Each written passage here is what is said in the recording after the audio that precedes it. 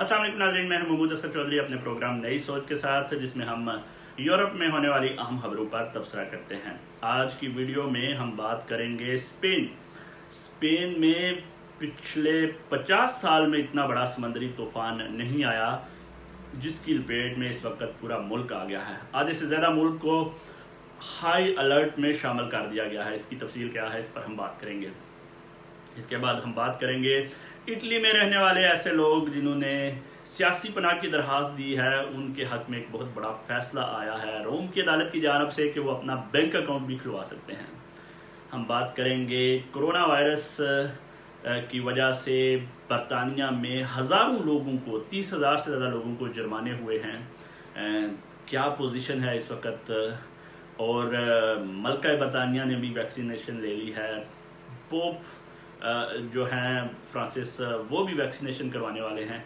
इस पर हम बात करेंगे कि क्या सिलसिला है। इसके अलावा हम बात करेंगे अमेरिका में होने वाले हंगामों और सदर ट्रंप के हामियों ने जो हमला कर दिया था कैपिटल हिल्स पर, उसकी क्या तफसील है। हमारे साथ रहिएगा। वीडियो में आगे जाने से पहले मैं आपसे गुजारिश करूंगा कि मेरे चैनल को लाइक कर लें और इस वीडियो को ज़्यादा से ज़्यादा शेयर कर लें ताकि हमारी मालूमात आप तक पहुँचती रहें। बहुत शुक्रिया। स्पेन में एक बर्फानी तूफान ने पूरे मुल्क में निज़ाम ज़िंदगी बरम करके रख दिया है। फिलेमोनिया नामी ये बर्फानी तूफान इतना बड़ा है कि माहिरीन मौसमियात के ख्याल के मुताबिक पिछली 5 दिहाइयों में इतना बड़ा तूफान नहीं आया। ज़मीनी, फ़ज़ाई और ट्रेन के सफ़र जो है वो मुश्किलात का शिकार हो गए हैं। पूरे स्पेन पर बर्फ़ की सफ़ेद चादर छा गई है और इस तूफान की वजह से 4 लोग हलाक हो गए हैं। हुकूमत का कहना है कि ये बर्फ में जम जाने की वजह से हलाक हुए हैं। इसके अलावा स्पेन के जनूबी शहर मालागा में एक गाड़ी समंदरी तूफान में डूब गई है जिसमें 2 लोग हलाक हुए हैं। हुकूमत ने पूरे मुल्क के लिए हाई अलर्ट जारी कर दिया है। माहिरीन मौसमियात का ख्याल है कि पिछले 50 साल में इतना बड़ा तूफान नहीं आया और अगले 24 घंटों में 8 इंच तक बर्फ मजीद पड़ सकती है। याद रहे कि स्पेन यूरोपीय ममालिक में एक गर्म मुल्क समझा जाता है और वहाँ पे लोग छुट्टियाँ गुजारने के लिए जाते हैं, लेकिन ये जो फिलेमोनिया तूफान है ये अपनी नौयत का बहुत बड़ा समंदरी तूफान आया है। जुमे के रोज मैड्रिड में जब बर्फबारी का सिलसिला शुरू हुआ तो इसके बायस बड़ी तादाद में लोग अब ट्रैफिक में फंस कर रह गए। शहर में आने और जाने वाली सड़कों पर हिफाजती इक़दामात की ज़रूरत पड़ गई। मैड्रिड के बड़े पार्क्स को इंतज़ामी और हिफाजती इक़दामात के तहत बंद करना पड़ गया। मोटरवे पर गाड़ियां फंस गईं। फायर फाइटर्स को फंसी हुई गाड़ियों को निकालने के लिए बुला लिया गया और उनके ड्राइवर्स की मदद तलब की गई। इसी तरह कुछ इलाकों में फौज तलब कर ली गई ताकि वो शहर की सड़कों को साफ कर सकें। स्पेन के वजीर आज़म पेड्रो सांचेज ने आवाम से अपील की है कि वो घरों में रहें और हुकूमती हदायत पर अमल करें। इसी तरह मुल्क के बादशाह शाह फिलिप और मलका ने ट्विटर के जरिए पैगामात किए हैं कि बर्फबारी से पैदा होने वाले खतरात के बायस शहरियों को चाहिए कि वो एहतियात से काम लें।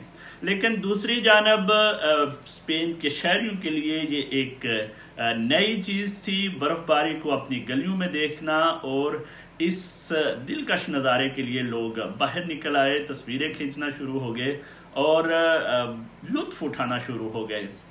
मैड्रिड के मशहूर चौक्स और जो इलाके हैं वहाँ पे लोग इकट्ठा होना शुरू हो गए, बल्कि बहुत से लोगों ने तो स्कीइंग करने की कोशिश भी शुरू कर दी। स्पेन में बहुत सी कच्ची आबादियाँ हैं जिनमें कभी इस तरह का कोई तस्वर नहीं था। गर्म मौसम होने की वजह से बर्फ़ लोगों के लिए नई थी, तो इस तरह के हिफाजती इंतज़ामात नहीं थे। तो ऐसे लोग आम रवायती तरीक़ों से यानी लकड़ियाँ वगैरह जलाकर बर्फ़ से और ठंड से बचने की कोशिश करते रहे। बताया जा रहा है कि मैड्रिड में सख्त सर्दी वाला मौसम अभी मजीद आने वाला है और आने वाले चंद दिनों में दर्जा हरारत -12 डिग्री तक भी नीचे गिर सकता है। اٹلی میں رہنے والے ایسے سیاسی پناہ گزین جنہوں نے ابھی صرف سیاسی پناہ کی درخواست دی ہے اور انہیں اٹلی کی سجورنو نہیں ملی بلکہ انہیں صرف ایک رسید ملی ہے جس کو ریچیووتا کہتے ہیں، ان کے لیے ایک اچھی خبر ہے کہ ایک کیس میں فیصلہ سناتے ہوئے روم کی عدالت نے یہ آرڈر جاری کیا ہے کہ ایسے لوگ جن کے پاس یہ رسید ہو ان کو بھی رائٹ ہے کہ بینک اکاؤنٹ کھول سکیں۔ اپنے تفصیلی فیصلے میں جج کا کہنا تھا کہ چونکہ ان کے پاس جو رسید ہوتی ہے اس پر ان کے سارا ڈیٹا موجود ہوتا ہے، ان کا نام، ان کی تصویر، ان کا ڈیٹ آف برتھ اور ان کا ڈومیسائل ایڈریس، تو ایسی صورت میں جو بینک ہیں یا جو پوسٹ آفس ہیں ان کو چاہیے کہ وہ ان کا اکاؤنٹ کھول دیں۔ یہ ایک اچھی پروگرس ہے ایسے درخواست گزاران کے پاس جن کے پاس ابھی سجورنو نہیں ہے، تو وہ اپنا بینک اکاؤنٹ کھلوا سکتے ہیں۔ یعنی اب اگر انہیں کوئی کام کی آفر اس لیے نہیں ہو رہی تھی کہ مالک کا کہنا تھا کہ آپ کے پاس بینک اکاؤنٹ نہیں ہے، تو اب وہ بینک اکاؤنٹ کھلوا کے جاب تلاش کر سکتے ہیں اور کہہ سکتے ہیں کہ ہاں ہمارے پاس بینک اکاؤنٹ ہے، اور اسی طرح وہ دنیا سے کمیونیکیشن کر سکتے ہیں۔ یہ ایک بہت اچھی خبر ہے۔ برطانیہ میں جو نیا وائرس ہے وہ بہت تباہی مچا رہا ہے، ہر روز 60,000 سے زیادہ لوگ اس کا شکار ہو رہے ہیں اور بہت نقصانات ہو رہے ہیں، لیکن دوسری جانب اب حکومت نے بھی پالیسی سخت کر رہی ہے۔ ہوم سیکرٹری پریٹی پٹیل کا کہنا ہے کہ ہر شخص یہ سمجھے کہ وہ کرونا وائرس کا شکار ہو چکا ہے، اور اسی سختی سے اگر وہ چیزوں کو یا رولز کو لاگو کرے گا اپنے اوپر تو اسی طرح ہم بچ سکتے ہیں۔ ان پر تنقید کی گئی تھی کہ برطانوی پولیس نے بہت زیادہ جرمانے شروع کر دیے ہیں، تقریباً 30,000 کے قریب لوگوں کو جرمانہ ہو چکا ہے، لیکن انہوں نے پولیس کو ڈیفینڈ کیا ہے۔ ان کا کہنا ہے کہ بہت ضروری ہے کہ یہ جرمانے کیے جائیں اور پولیس کو یہ اختیار ہے کہ وہ فوراً جرمانوں میں کارروائی کی جائے۔ یاد رہے کہ برطانیہ میں پولیس جرمانوں کے حوالے سے تھوڑی ریلیکسیشن دیتی ہے، جب ایک دفعہ بندے کو پکڑتی ہے تو پھر اس کو وارننگ دیتی ہے کہ آپ فوراً یہاں سے چلے جائیں ورنہ ہم آپ کو جرمانے کر دیں گے۔ لیکن اب ایسا لگ رہا ہے کہ برطانیہ بھی یورپ کے دیگر ممالک کو فالو کرتے ہوئے وہی طریقہ اپنانے والا ہے کہ سخت سے سخت جرمانے ہوں تاکہ لوگ جو ہے وہ اس سلسلے میں خوفزدہ ہوں۔ لیبر پارٹی نے اس پر تنقید کی ہے۔ ان کا یہ کہنا ہے کہ بہرحال ایک دفعہ پولیس کو ضرور انکریج کرنا چاہیے، لوگوں کو یہ بتانا چاہیے کہ جائیں، پہلی دفعہ ہی جرمانہ نہیں ہونا چاہیے، لیکن حکومت بے بس نظر آ رہی ہے اس نئے وائرس کے حوالے سے اور اموات کے حوالے سے، تو اس لیے اب سخت اقدامات لینا ضروری ہوتا جا رہا ہے۔ دوسری جانب ایک اچھی خبر یہ ہے کہ تمام ماہرین ویکسینیشن کا یہ خیال ہے کہ جتنی بھی ویکسین ہیں وہ مددگار ثابت ہوں گی اس نئے قسم کے وائرس سے بچانے کے لیے بھی، اس لیے اس سے زیادہ ڈرنے کی ضرورت نہیں ہے۔ جو ویکسینیشن ہے وہ اس میں باقاعدہ اس کے سلسلے میں دعا موجود ہے۔ برطانیہ کی ملکہ الزبیتھ اور ان کے شوہر فلپ نے اپنی کرونا ویکسین کی ڈوز لے لی ہے ہفتے کے روز، جو کہ ایک بگ نیوز ہے۔ ملکہ کی عمر اس وقت 94 اور ان کے ہسبینڈ کی عمر 99 ہے، تو یہ ایک اچھا عمل ہوگا ایسے لوگوں کے لیے جو اس پر شکوک و شبہات کا اظہار کر رہے تھے کہ یہ ویکسینیشن نہیں لینی چاہیے۔ دوسری جانب اٹلی میں ویٹیکن کے جو پوپ ہیں مسیحی روحانی دنیا کے، انہوں نے بھی اعلان کیا ہے کہ وہ بھی ویکسینیشن لینے والے ہیں، اور انہوں نے بلکہ پوری دنیا کو یہ اپیل کی ہے کہ اس کے اوپر جو شکوک و شبہات ہیں وہ ختم کیے جائیں اور ویکسینیشن کے عمل کو جلدی سے جلد مکمل کیا جائے تاکہ دنیا کو اس موذی وبا سے بچایا جا سکے۔ صدر ٹرمپ نے اعلان کیا ہے کہ وہ امریکی صدر جو بائیڈن کی تقریب میں حلفیہ تقریب میں شامل نہیں ہوں گے۔ ایسا امریکہ کی تاریخ میں 150 سال بعد پہلی دفعہ ہونے والا ہے کہ کوئی امریکی صدر آنے والے نئے امریکی صدر کی تقریب میں شامل نہیں ہونے جا رہا۔ گزشتہ ہفتے امریکہ میں جو کچھ ہوا اس سے امریکی جمہوریت کا جو ہے وہ پوری دنیا میں بانڈا پھوٹ گیا.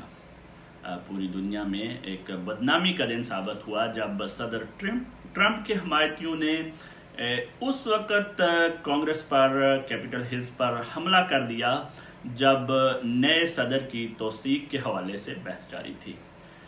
ہنگامہ ہرائی شروع ہو گئی، پولیس کو کال کرنا پڑ گیا، شہر میں کرفیو کی کیفیت نازم ہو گئی، لوگ بلڈنگ کے اندر داخل ہو گئے، ان کی تصاویر پوری دنیا میں شیئر ہونے لگی. 4 کے قریب لوگ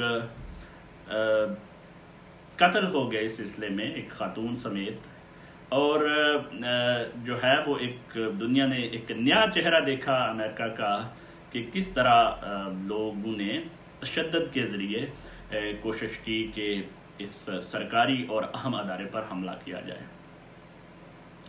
لیکن اس سارے معاملے میں جو چیز ایک دفعہ پھر حیران کن طور پر سامنے آئی ہے وہ یہ ہے کہ صدر ٹرمپ کے اس اقدامات کے باعث ان کے ٹویٹر اکاؤنٹ کو بند کر دیا گیا، ان کی سوشل میڈیا ایکٹیویٹیز کو بند کر دیا گیا، اور سب سے پہلے ان کی اپنی پارٹی کے وائس پریزیڈنٹ نے اس پر افسوس کا اظہار کیا اور مذمت کا اظہار کیا کہ یہ بہت غلط ہوا ہے، ایسا نہیں ہونا چاہیے تھا. اس کے ساتھ ہی ان کے پارٹی کے ممبران نے استعفے دینے شروع کر دیے، اور اب بھرپور طریقے سے یہ مطالبہ سر اٹھا رہا ہے کہ صدر ٹرمپ کے جو 12 دن باقی رہ گئے ہیں وہ بھی پورے نہ ہونے دیے جائیں، بلکہ انہیں بہت پہلے اتار دیا جائے ان کے عہدے سے، کیونکہ جو کچھ انہوں نے کیا ہے وہ بہت غلط کام ہے جو ہوا ہے. امریکہ کی جو پالیسیز ہیں جمہوریت کے حوالے سے، ڈیموکریسی کے حوالے سے، ان میں اور یہ جو واقعات ہوئے ہیں ان میں سے 2-3 چیزیں سیکھنے والی ہیں. جو سب سے اچھی بات اس میں سامنے سے نظر آئی ہے وہ یہ ہے کہ خود ٹرمپ کی پارٹی میں ان کے خلاف کسی نے ان کا ساتھ نہیں دیا. اس معاملے پر کسی سیاستدان نے یہ نہیں کہا کہ یہ بہت اچھا ہوا ہے. پارٹی نے اپنے لیے اوپر یہ لازم قرار نہیں دے دیا کہ انہوں نے اپنے لیڈر کا دفاع کرنا ہے. بدقسمتی سے جو ترقی پذیر ممالک ہیں وہاں پہ لیڈر ہی حرف آخر ہوتا ہے، چاہے وہ جمہوری طریقے سے ہی الیکٹ ہو کر کیوں نہ آیا ہو. اس کی بات کو اور اس کے بیان کو اور اس کے سٹینس کو ہمیشہ ایسے ہی سمجھا جاتا ہے کہ جیسے کسی بادشاہ معظم نے کہہ دیا ہے.